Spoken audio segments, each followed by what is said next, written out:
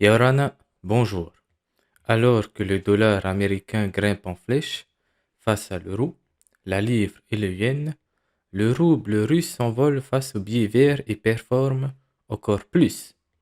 Performe, il n'y a pas de accent aigu. Alors que la valeur du dollar américain a grimpé, ok, blabla, on a compris. Au cours de la première semaine de septembre, la Russie a déclaré à la presse que la Chine paierait son gaz naturel en roubles et en yuan. En outre, les importations d'or russe par la Suisse a atteint un sommet jamais vu depuis avril 2020. Donc, du coup, les Suisses achètent de l'or en masse. Le billet vert s'envole, mais le rouble russe est également en hausse. Donc là, vous allez voir en fait que l'euro est en train de chuter face au dollar et encore plus face au rouble. Enfin, chuter. La Chine paie son gaz en rouble. La Suisse a acheté 5,7 tonnes d'or russe en août.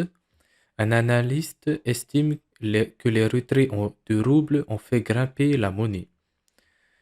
Alors que les statistiques à 30 jours montrent que l'euro est actuellement en baisse de 2,82% par rapport au dollar américain, le rouble russe est en hausse de 4,32% ce mois-ci. Donc les Russes commencent à rouler franchement sur l'or. Donc là, ils sont en train de baigner en fait. Ils baignent dans l'or.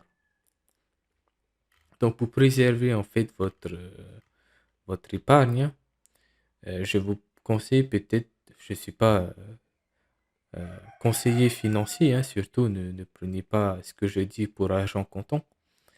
Mais quand même, ce serait bien d'avoir quelques dollars, non? Ou même, je sais pas moi, avoir quelques pièces d'or ou pièces d'argent.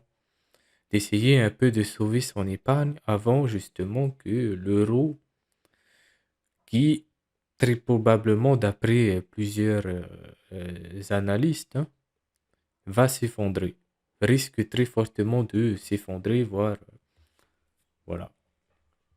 Donc bien sûr, c'est un conseil, vous n'êtes pas obligé de le prendre. Mais en ce moment, les Russes rigolent, les Chinois rigolent, les Suisses rigolent. D'ailleurs, peut-être que si vous pouvez hein, acheter des francs suisses, s'ils achètent de l'or, c'est justement pour préserver la monnaie. C'est pas pour faire joli. Donc voilà. Après, vous êtes libre de faire ce que vous voulez. C'est juste un conseil. Et on se revoit à la prochaine pour la prochaine actu. Nana.